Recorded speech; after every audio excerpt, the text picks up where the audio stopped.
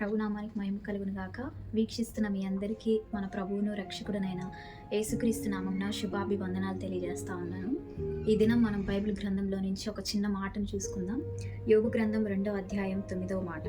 అతని భార్య వచ్చి, నీవు ఇంకనూ యథార్థతను వదలకయుందువా, దేవుని దూషించి మరణం కమ్మనెను. ఈ మాటలు ఎవరు పలుకుతా ఉన్నారంటే భక్తుడైన యోబు గారి భార్య తన యోబు గారితో మాట్లాడుతున్నట్లు మనం చూడగలుగుతాం.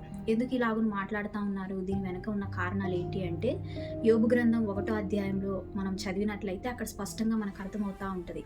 యోబు గారు ఊజు దేశంలో ఒక గొప్ప ధనవంతుడని, అతనికి 7 కుమారులు, 3 కుమార్తెలు, 7,000 గొర్రెలు, 3,000 ఒంటెలు, 500 జతల ఎడ్లు, 500 ఆడుగాడిదలు, బహుమంది పనివారును అతనికి ఆస్తిగా ఉన్నాయని 1వ అధ్యాయం 3వ వచనం ప్రకారం మనం చూస్తూ ఉంటాం.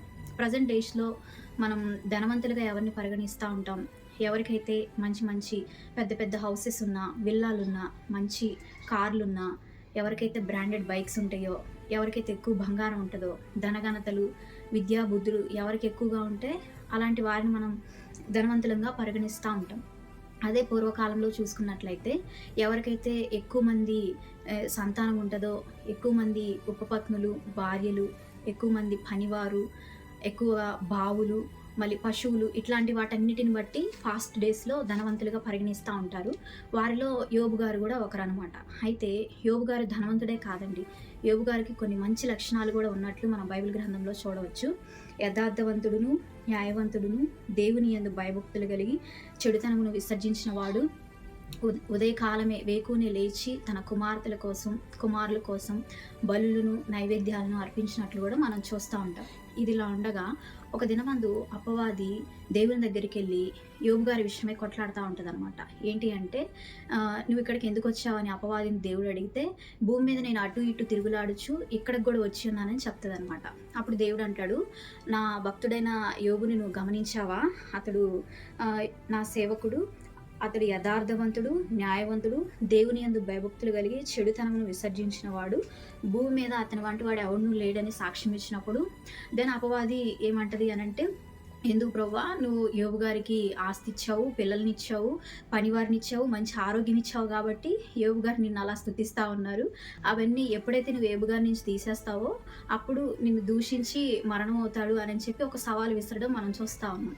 అయితే అప్పుడు దేవుడు అంటాడు, నీకు యోబు గారి ప్రాణం మీద తప్ప అన్నిటి మీద అధికారం ఇస్తున్నాను అన్నప్పుడు అపవాది యోబు మీద ప్రయోగించడం స్టార్ట్ చేస్తుంది. చిన్న చిన్నగా తన కుమారులను కోల్పోవడం, కుమార్తెలను కోల్పోవడం, తన పశువుల్ని కోల్పోవడం, తన స్నేహితుల్ని కోల్పోవడం, బంధువులు కోల్పోవడం, తనకున్న ఆస్తి అంతా పోవడం, చివరిగా తను కురుపులతో నిండి ఆరోగ్యం క్షీణించిన వాడిగా అయిపోవడం మనం చూస్తూ ఉన్నాం. ఆ సమయంలో ఇప్పుడు చదువుదాం, యోబు గారి భార్య వచ్చి ఇలా మాట్లాడుతూ ఉంది, నీవు ఇంకను యథార్థతను వదలక ఇందువా, దేవుని దూషించి మరణం కమ్మను. ఈ మాట ఎందుకంటా ఉందంటే, నీకు కుమార్తెలు పోయారు, కుమారులు పోయారు, నీకున్న ఆస్తి పోయింది, నీకున్న పశువులు పోయినాయి, సమస్తమును పోయింది, నీ యొక్క బంధువులు పోయారు, స్నేహితులు పోయారు, అందరూ నేను విడిచిపెట్టారు, అన్నీ నేను విడిచిపెట్టి వెళ్ళిపోయినాయి.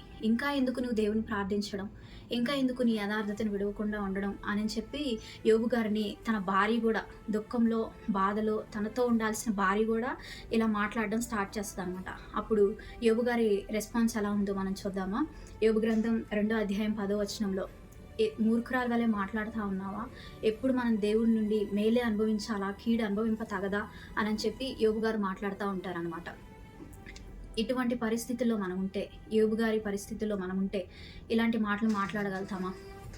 మన బంధువులను కోల్పోయి, మన స్నేహితులను కోల్పోయి, మన ఆస్తులన్నీ పోయి, అంతస్తులన్నీ పోయి, మన ఉద్యోగాలు పోయి, మనం నమ్ముకున్న వారందరూ మనల్ని విడిచిపెట్టి మనకున్న సమస్తమును కోల్పోయినప్పుడు, మనం దేవుణ్ణి అనేక విధాలుగా అనేక సంవత్సరాల నుండి అనేక మార్లు ప్రార్థిస్తూ వచ్చినవి మనం పొందుకోలేనప్పుడు మనము ఇలాంటి మాటలు మాట్లాడగలుగుతామా? యోబు గారి పరిస్థితిలో మనం ఉంటే, అందరూ మనల్ని విడిచిపెట్టినప్పుడు మనం ఇలాంటి మాటలు చెప్పగలుగుతామా? ఈ మాటలే కాదండి, యోబు గారు ఇంకొక చక్కని మాట మాట్లాడుతూ ఉన్నారు. ఏంటి అని అంటే, యెహోవా ఇచ్చెను, యెహోవాయే తీసుకొనిను, యెహోవా నామమునకు స్తుతి కలుగును గాక అంటా ఉన్నారు. యోబు గారి వంటి భక్తి మనం చేయగలుగుతామా? అనుకూల పరిస్థితులు అయితే అందరం చేయగలుగుతాం, అది కదా, అందరం అది చేయగలిగినదే. కానీ ప్రతికూల పరిస్థితుల్లో మనం ఇటువంటి మాటలు మాట్లాడి ఇంత భక్తిగా మనం ఉండగలుగుతామా? యోబు గారిని దేవుడు ఆ పరిస్థితిలో వదిలిపెట్టలేదండి. తనకున్న విశ్వాసమును బట్టి, భక్తిని బట్టి యోబు గ్రంథం చివరిలో మనం చూసినట్లయితే రెండంతలుగా దేవుడు యోబును ఆశీర్వదించినట్లు మనం చూస్తా ఉన్నాం. యోబు యొక్క విశ్వాసమును బట్టి రెండంతలుగానే ఆశీర్వదించాడు దేవుడు. కానీ మన విశ్వాసమును బట్టి, మనం చేసే భక్తిని బట్టి ఇంకా బహుగా ఆశీర్వదించచ్చేమో కదా. నమ్ముతా ఉన్నావా? నమ్మినట్లయితే దేవుడు నీ విశ్వాసమును బలపరచును గాక. ఆమేన్. God bless you.